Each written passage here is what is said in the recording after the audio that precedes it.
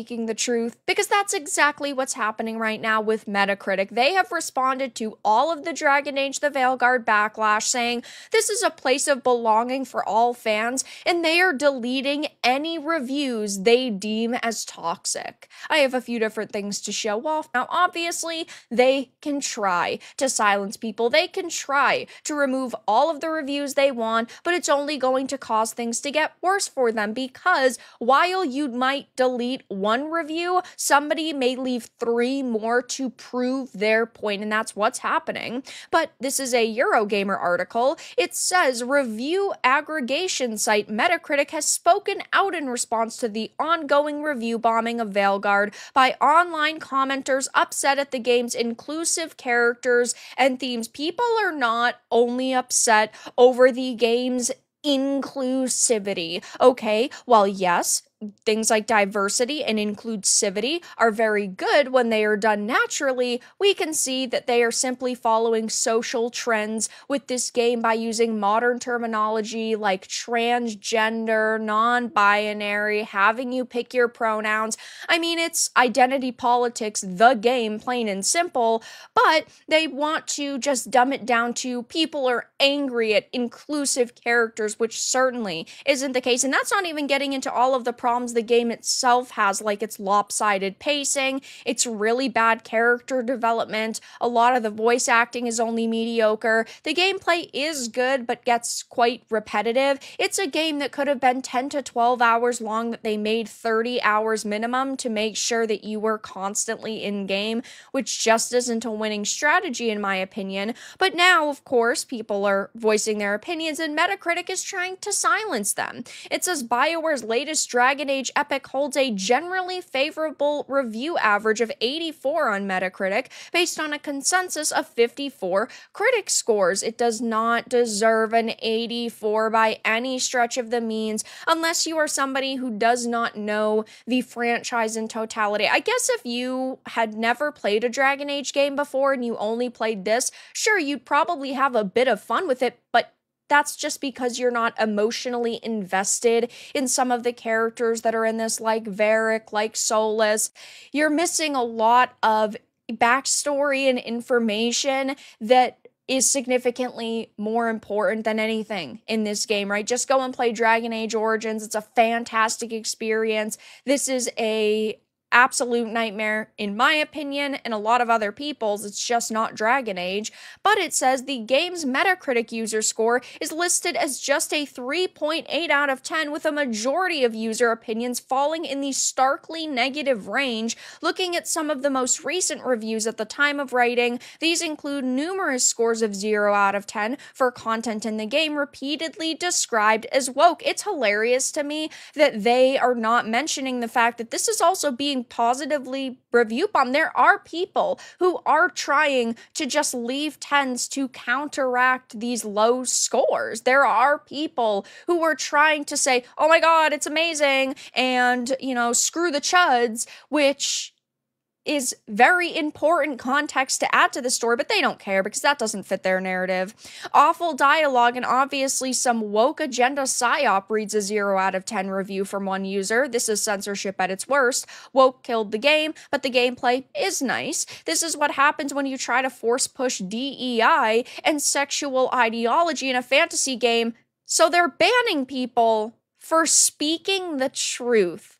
They're removing reviews for people speaking the truth. That's all that's really happening here. People are not lying. There's no lies detected. And because they've now come out and said this right here, people are definitely making Metacritic's life worse. We take online trust and safety very seriously across all of our sites, including Metacritic, the spokesperson said. Metacritic has a moderation system in place to track violations of our terms of use. Our team reviews each and every report of abuse, included but not limited to racist, sexist, homophobic, insults to others, etc.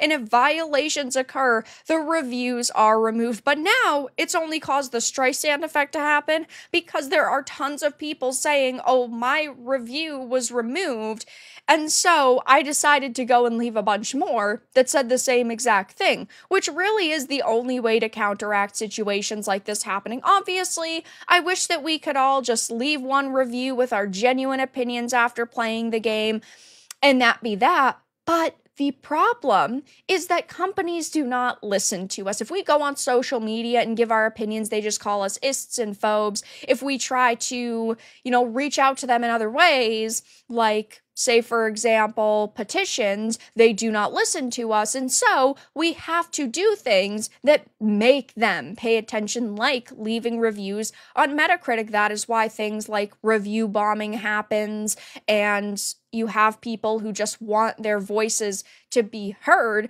And while I do not think that they care about our takes 98% of the time, because they are narcissists who believe that they can do no wrong and that what they are doing is correct and the best outcome possible, it's just sad to see that this is the best game that they could have come up with, I guess, because they're all fucking activists and they're not good at their jobs, but they are still not listening to us, right? And now we have Metacritic releasing statements saying they're going to remove content that they basically deem offensive, but the problem is that they could deem anything as offensive. So I bet any 0 out of 10s that are added are just going to instantly be moderated, and it still doesn't matter, because at the end of the day, it doesn't really seem like a lot of people bought this game. Multiple insiders are confirming the disastrous sales and also the huge refunds for Dragon Age the Veilguard. A second source from inside BioWare or EA has seemingly affirmed the disastrous sales numbers that have been floated around Dragon Age the Veilguard.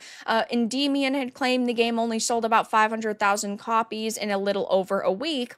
Not only did he share that the game's sales were only around 500K, but he also revealed that players are refunding the game in droves. We also have Dragon Age the Veilguard peak player counts decrease over 30% from the all-time peak in just a singular week, which is absolutely hilarious to me. I am still live streaming my playthrough. When I'm uploading this tomorrow evening, I will be finishing it. So far, it is a terrible game. I am thoroughly disappointed. There's really nothing in this that I could outright praise. I think that a lot of the environments are kind of pretty, and I think that the combat is fun, but it does get quite repetitive, and there's like 2 decent characters, and that's it. Those are the only things that I could say are a positive for this game, which is really sad after 9 years of waiting for this title to release. So of course, I will continue to keep my eye on this situation to see if anybody else from Metacritic decides to come out and make any statements, but